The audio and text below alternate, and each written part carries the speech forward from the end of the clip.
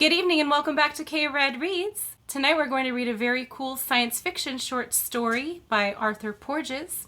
It was first published in 1953 and it's called The Room. Enjoy!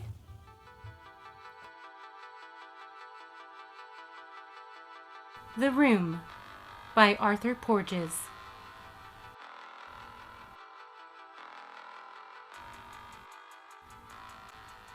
The cruiser Ilkor had just gone into her interstellar overdrive beyond the orbit of Pluto when a worried officer reported to the commander. "Excellency," he said uneasily, "I regret to inform you that because of a technician's carelessness, a Type H9 Ruum has been left behind on the third planet, together with anything it may have collected." The commander's triangular eyes hooded momentarily, but when he spoke, his voice was level. "How was the room set?" "For a maximum radius of 30 miles and 160 pounds plus or minus 15. There was silence for several seconds. Then the commander said, "We cannot reverse course now. In a few weeks we'll be returning and can pick up the room then. I do not care to have one of those costly self-energizing models charged against my ship. You will see," he ordered coldly, "that the individual responsible is severely punished." But at the end of its run, in the neighborhood of Rigel, the cruiser met a flat, ring-shaped raider. And when the inevitable firefight was over, both ships, semi-molten, radioactive, and laden with dead, were starting a billion-year orbit around the star. And on the Earth, it was the age of reptiles.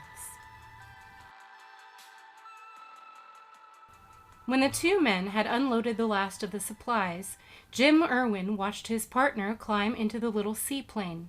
He waved at Walt. "Don't forget to mail that letter to my wife," Jim shouted. "The minute I land," Walt Leonard called back, starting to rev the engine. "And you find us some uranium. A strike is just what Seeley needs. A fortune for your son and her, hey?" His white teeth flashed in a grin. "Don't rub noses with any grizzlies. Shoot 'em, but don't scare 'em to death." Jim thumbed his nose as the seaplane speeded up, leaving a frothy wake. He felt a queer chill as the amphibian took off. For 3 weeks, he would be isolated in this remote valley of the Canadian Rockies.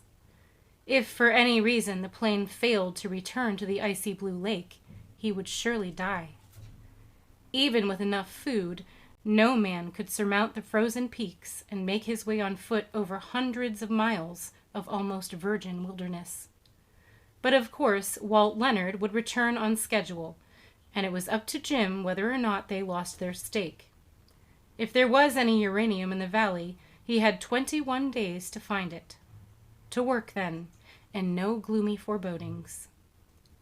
Moving with the unhurried precision of an experienced woodsman, he built a lean-to in the shelter of a rocky overhang. For this 3 weeks of summer, nothing more permanent was needed.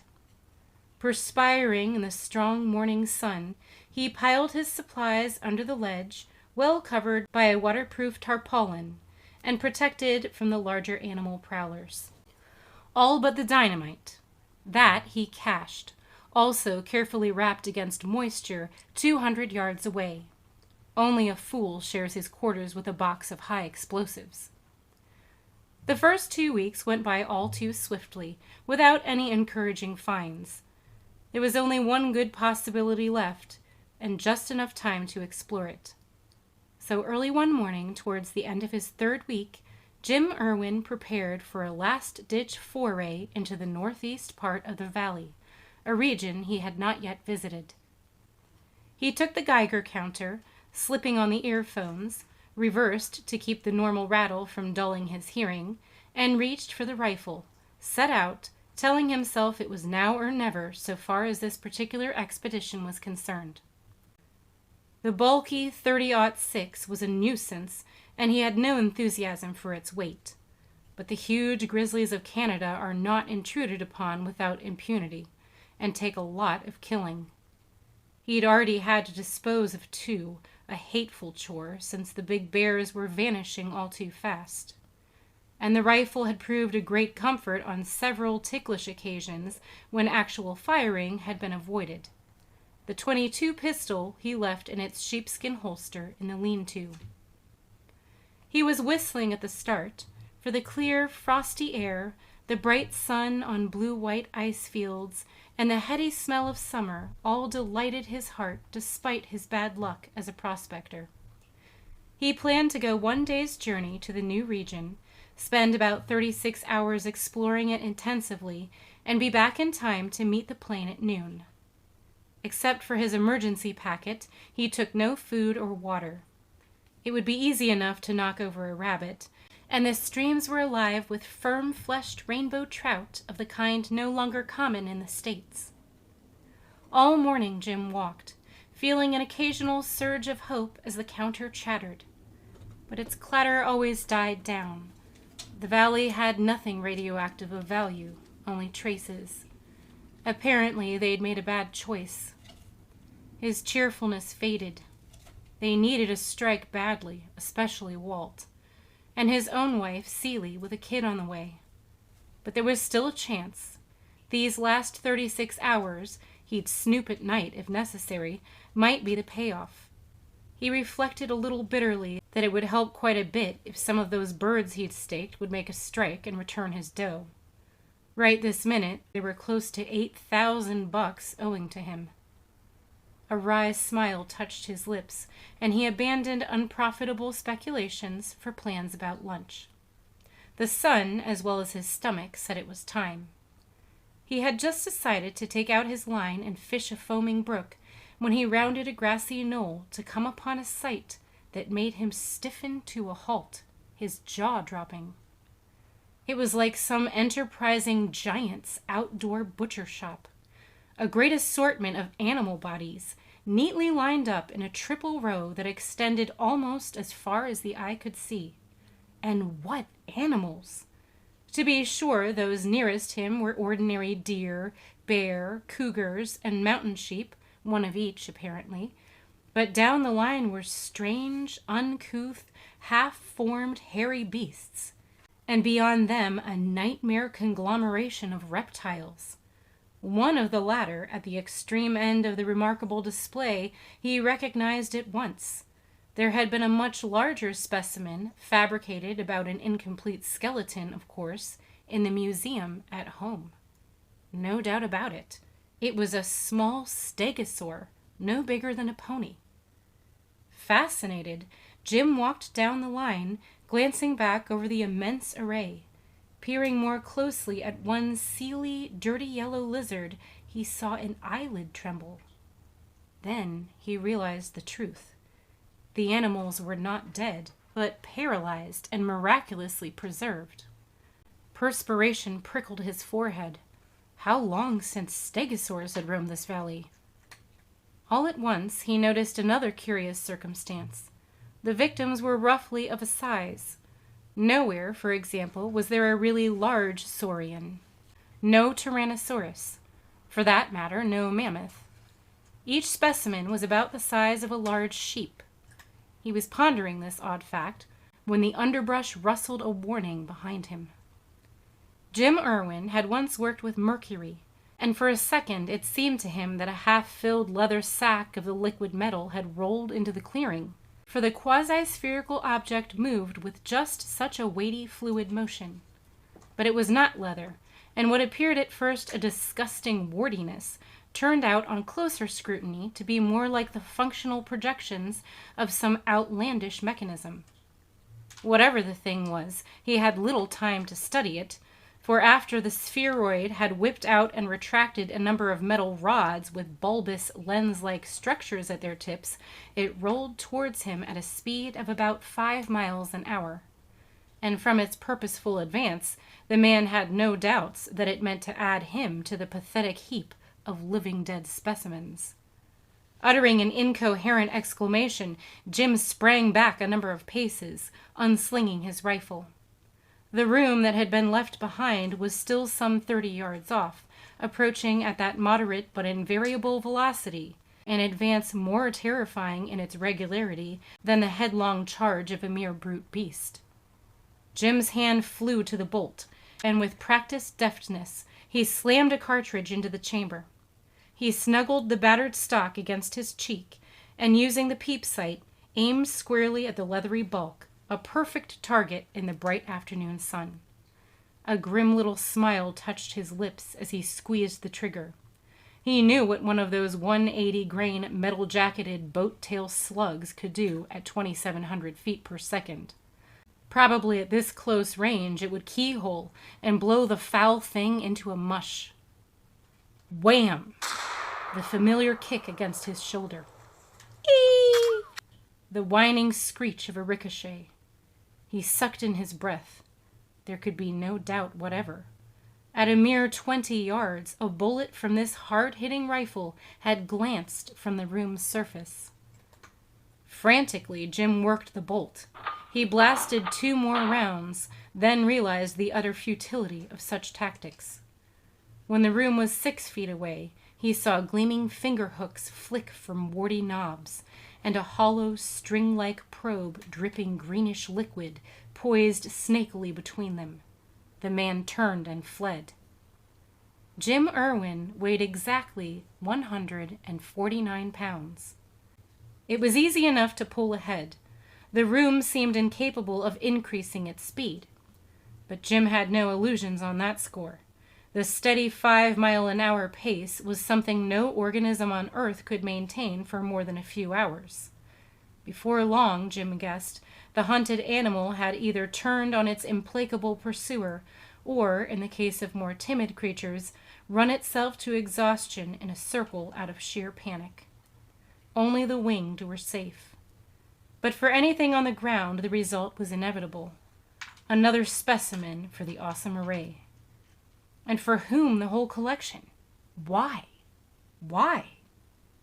Coolly, as he ran, Jim began to shed all surplus weight.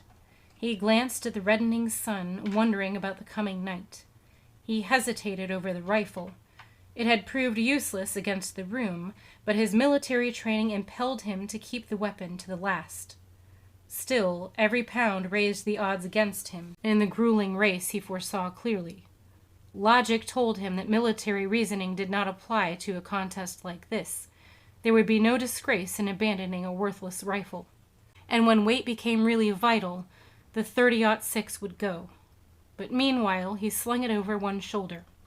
The Geiger counter he placed as gently as possible on a flat rock, hardly breaking his stride. One thing was certain. This would be no rabbit run, a blind, panicky flight until exhausted, ending in squealing submission. This would be a fighting retreat, and he'd use every trick of survival he'd learned in his hazard-filled lifetime. Taking deep, measured breaths, he loped along, watching with shrewd eyes for anything that might be used for his advantage in the weird contest. Luckily, the valley was sparsely wooded. In brush or forest, his straightway speed would be almost useless. Suddenly, he came upon a sight that made him pause. It was a point where a huge boulder overhung the trail, and Jim saw possibilities in the situation.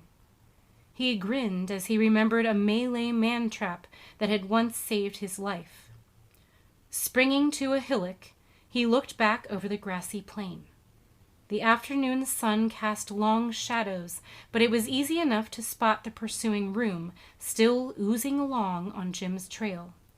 He watched the thing with painful anxiety. Everything hinged upon this brief survey. He was right. Yes, although at most places the man's trail was neither the only route nor the best one, the Ruum dogged the footsteps of his prey. The significance of that fact was immense, but Irwin had no more than 12 minutes to implement the knowledge.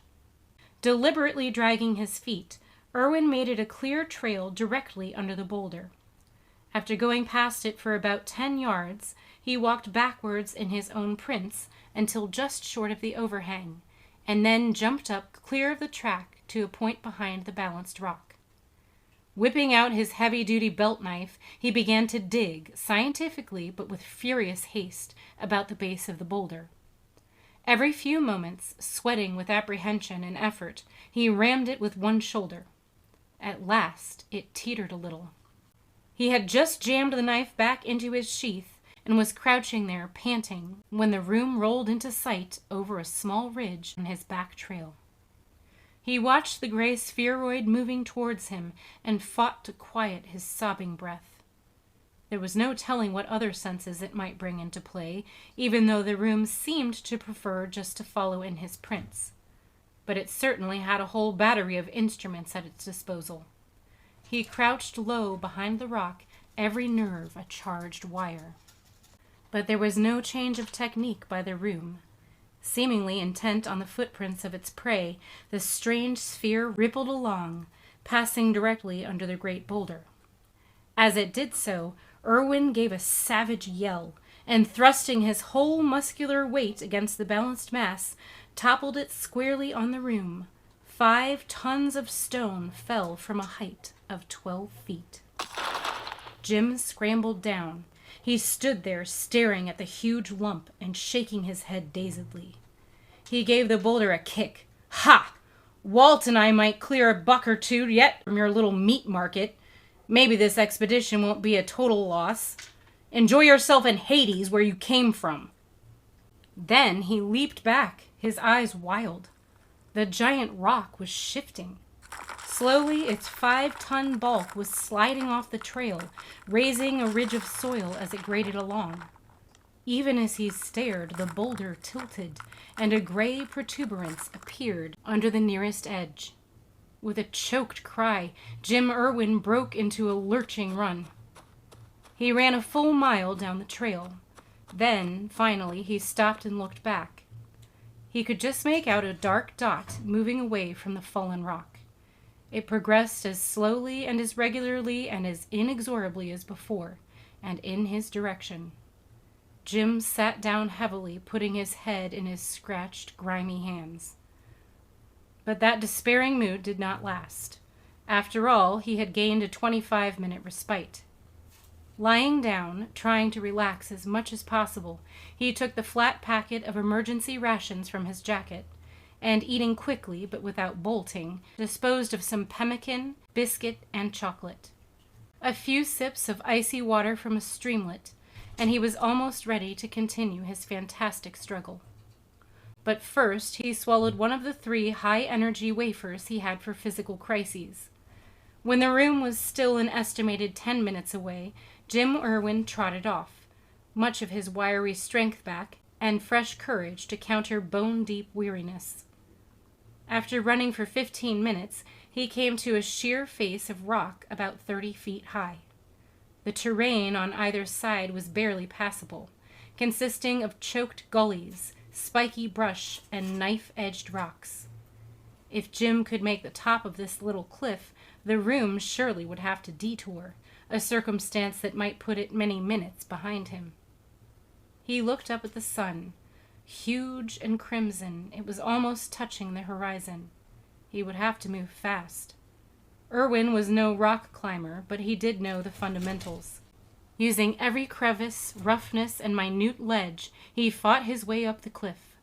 Somehow, unconsciously, he used that flowing climb of a natural mountaineer, which takes each foothold very briefly as an unstressed pivot point in a series of rhythmic advances. He had just reached the top when the Ruum rolled up to the base of the cliff. Jim knew very well that he ought to leave at once, taking advantage of the few precious remaining moments of daylight. Every second gained was of tremendous value, but curiosity and hope made him wait. He told himself that the instant his pursuer detoured, he would get out of there all the faster. Besides, the thing might even give up, and he could sleep right there. Sleep. His body lusted for it. But the Ruum would not detour. It hesitated only a few seconds at the foot of the barrier. Then a number of knobs opened to extrude metallic wands. One of these, topped with lenses, waved in the air. Jim drew back too late.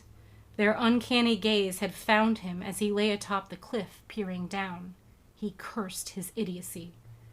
Immediately all the wands retracted, and from a different knob a slender rod, blood red in the setting sun, began to shoot straight up to the man. As he watched, frozen in place, its barbed tip gripped the cliff's edge almost under his nose. Jim leaped to his feet. Already the rod was shortening as the room reabsorbed its shining length, and the leathery sphere was rising off the ground. Swearing loudly, Jim fixed his eyes on the tenacious hook, drawing back one heavy foot. But experience restrained him. The mighty kick was never launched. He had seen too many rough and tumbles lost by an injudicious attempt at the boot. It wouldn't do at all to let any part of his body get within reach of the room's superb tools. Instead, he seized a length of dry branch, and inserting one end under the metal hook, began to pry.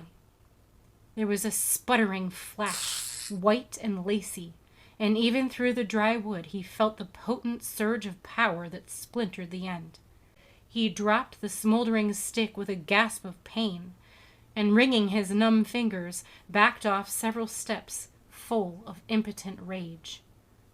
For a moment he paused, half inclined to run again, but then his upper lip drew back, and snarling, he unslung his rifle. He knew he had been right to lug the darned thing all this way, even if it had beat a tattoo on his ribs. Now he had the room right where he wanted it. Kneeling to steady his aim in the failing light, Jim sighted at the hook and fired. There was a soggy thud as the room fell. Jim shouted. The heavy slug had done a lot more than he expected. Not only had it blasted the metal claw loose, but it had smashed a big gap in the cliff's edge. It would be pretty darn hard for the room to use that part of the rock again. He looked down. Sure enough, the room was back at the bottom. Jim Irwin grinned. Every time the thing clamped a hook over the bluff, he'd blow that hook loose. There was plenty of ammunition in his pocket, and until the moon rose, bringing a good light for shooting with it, he'd stick the gun's muzzle inches away if necessary. Besides, the thing, whatever it might be, was obviously too intelligent to keep up a hopeless struggle. Sooner or later, it would accept the detour, and then maybe the night would help to hide his trail. Then he choked, and for a brief moment tears came to his eyes. Down below, in the dimness, the squat, phlegmatic spheroid was extruding 3 hooked rods simultaneously in a fan-like spread. In a perfectly coordinated movement, the rods snagged the cliff's edge at intervals of about 4 feet. Jim Irwin whipped the rifle to his shoulder. All right, this was going to be just like the rapid fire for record back at Benning. Only at Benning, they didn't expect good shooting in the dark. But the first shot was a bullseye, smacking the left-hand hook loose in a puff of rock dust. His second shot did almost as well, knocking the gritty stuff loose so the center barb slipped off. But even as he whirled to level at number 3, Jim saw it was hopeless. The first hook was back in place.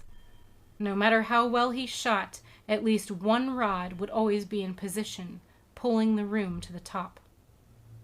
Jim hung the useless rifle muzzle down from a stunted tree and ran into the deepening dark. The toughening of his body, a process of years, was paying off now. So what? Where was he going? What could he do now? Was there anything that could stop that damned thing behind him? Then he remembered the dynamite. Gradually changing his course, the weary man cut back towards his camp by the lake. Overhead the stars brightened, pointing the way. Jim lost all sense of time. He must have eaten as he wobbled along, for he wasn't hungry. Maybe he could eat at the lean-to. No, there wouldn't be time. Take a high-energy wafer. No, the wafers were gone, and the moon was up, and he could hear the room close behind. Close. Quite often, phosphorescent eyes peered at him from the underbrush, and once, just at dawn, a grizzly woofed with displeasure at his passage. Sometimes during the night his wife Celie stood before him with outstretched arms. "Go away," he rasped. "Go away! You can make it! It can't chase both of us!" So she turned and ran lightly alongside of him. But when Erwin panted across a tiny glade, Celie faded away into the moonlight, and he realized she hadn't been there at all. Shortly after sunrise, Jim Erwin reached the lake. The room was close enough for him to hear the dull sounds of its passage. Jim staggered, his eyes closed. He hit himself feebly on the nose. His eyes jerked open and he saw the explosive. The sight of the greasy sticks of dynamite snapped Erwin wide awake. He forced himself to calmness and carefully considered what to do. Fuse? No, it would be impossible to leave fused dynamite in the trail and time the detonation with the absolute precision he needed. Sweat poured down his body. His clothes were sodden with it. It was hard to think. The explosion must be set off from a distance, and at the exact moment the room was passing over it. But Erwin dared not use a long fuse. The rate of burning was not constant enough. Couldn't calibrate it perfectly with the room's advance. Jim Erwin's body sagged all over. His chin sank toward his heaving chest. He jerked his head up, stepped back, and saw the .22 pistol where he had left it in the lean-to. His sunken eyes flashed. Moving with frenetic haste, he took the half-filled case, piled all the remaining percussion caps among the loose sticks in a devil's mixture. Weaving out to the trail, he carefully placed box and contents directly on his earlier tracks, some 20 yards from a rocky ledge. It was a risk. The stuff might go any time, but that didn't matter. He would far rather be blown to rags than end up living but paralyzed in the Ruum's outdoor butcher's stall. The exhausted Erwin had barely hunched down behind the thin ledge of rock before his inexorable pursuer appeared over a slight rise 500 yards away. Jim scrunched deeper into the hollow, then saw a vertical gap, a narrow crack between rocks. That was it, he thought vaguely. He could sight through the gap at the dynamite and still be shielded from the blast. If it was a shield, when that half-cast blew only 20 yards away. He stretched out on his belly, watching the room roll forward. A hammer of exhaustion pounded his ballooning skull. When had he slept last? This was the first time he had lain down in hours. Hours? Ha! It was days. His muscles stiffened, locked into throbbing, burning knots. Then he felt the morning sun on his back, soothing, warming, easing. No. If he let go, if he slept now, it was the Ruum's macabre collection for Jim Erwin. Stiff fingers tightened around the pistol. He'd stay awake. If he lost, if the Ruum survived the blast, there'd still be time to put a bullet through his brain. He looked down at the sleek pistol, then out at the innocent-seeming booby trap. If he timed this right, and he would, the Ruum wouldn't survive. No. He relaxed a little, yielding just a bit to the gently insistent sun.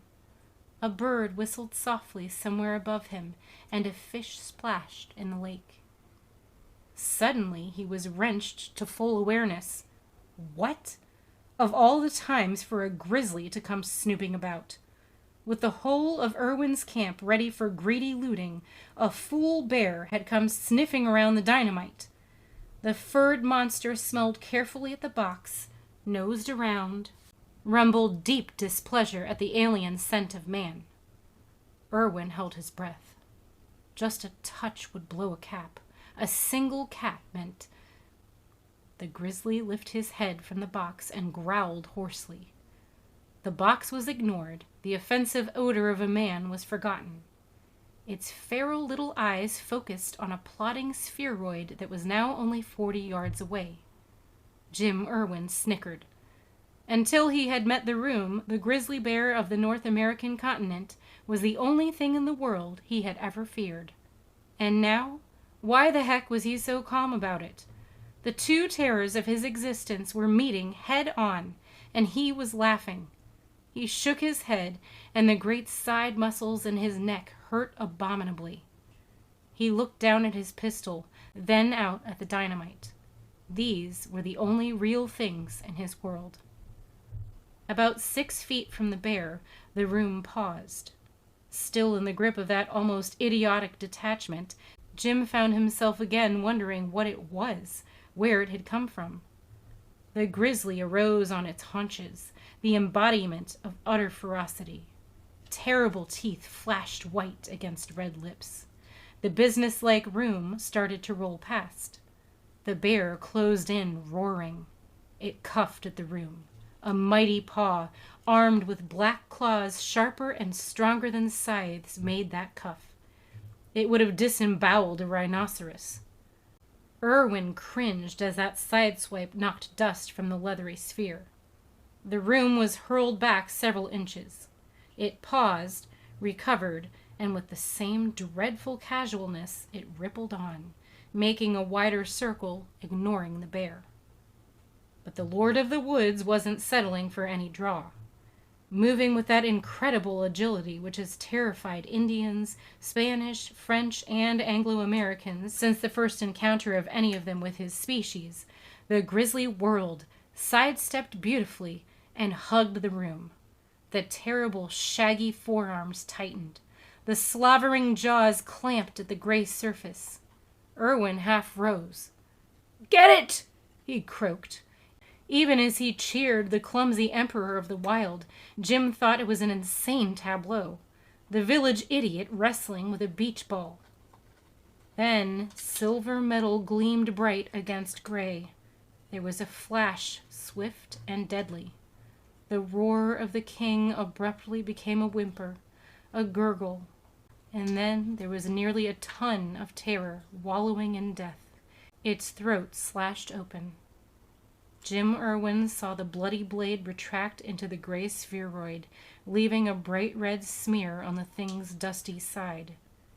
And the Ruum rolled forward past the giant corpse, implacable, still intent on the man's spoor, his footprints, his pathway. "Okay, baby," Jim giggled at the dead grizzly. "This is for you. For Seeley. For lots of poor dumb animals like us. Come to, you darn fool," he cursed at himself, and aimed at the dynamite. And very calmly, very carefully, Jim Irwin squeezed the trigger of his pistol. Briefly, sound first. Then giant hands lifted his body from where he lay, then let go. He came down hard, face in a patch of nettles, but he was sick. He didn't care. He remembered that the birds were quiet. Then there was a fluid thump as something massive struck the grass a few yards away. Then there was quiet. Irwin lifted his head. All men do in such a case. His body still ached. He lifted sore shoulders and saw an enormous smoking crater in the earth. He also saw, a dozen paces away, gray-white because it was now covered with powdered rock, the Ruum. It was under a tall, handsome pine tree.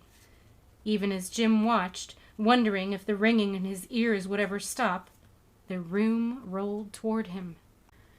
Irwin fumbled for his pistol. It was gone. It had dropped somewhere out of reach. He wanted to pray then, but couldn't get properly started. Instead, he kept thinking idiotically, "My sister Ethel can't spell Nebuchadnezzar, and never could. My sister Ethel!" The Ruum was a foot away now, and Jim closed his eyes. He felt cool, metallic fingers touch, grip, lift. His unresisting body was raised several inches and juggled oddly. Shuddering, he waited for the terrible syringe with its green liquid, seeing the yellow, shrunken face of a lizard with one eyelid a-tremble. Then, dispassionately, without either roughness or solicitude, the Ruum put him back on the ground. When he opened his eyes some seconds later, the sphere was rolling away. Watching it go, he sobbed dryly. It seemed a matter of moments only before he heard the seaplane's engine and opened his eyes to see Walt Leonard bending over him. Later, in the plane, 5,000 feet above the valley, Walt grinned suddenly, slapped him on the back, and cried, "Jim, I can get a whirlybird, a 4-place job. Why, if we can snatch up just a few of those prehistoric lizards and things while the museum keeper's away, it's like you said, the scientists will pay us plenty." Jim's hollow eyes lit up. "That's the idea," he agreed. Then bitterly, "I might as well have stayed in bed. Evidently the thing didn't want me at all. Maybe it wanted to know what I paid for these pants. Barely touched me, then let go. And how I ran." "Yeah," Walt said. "That was queer. And after that marathon, I admire your guts, boy." He glanced sideways at Jim Irwin's haggard face. "That night's run cost you plenty. I figure you lost over 10 pounds. The end. So, did you figure out why the Room didn't want Jim Irwin?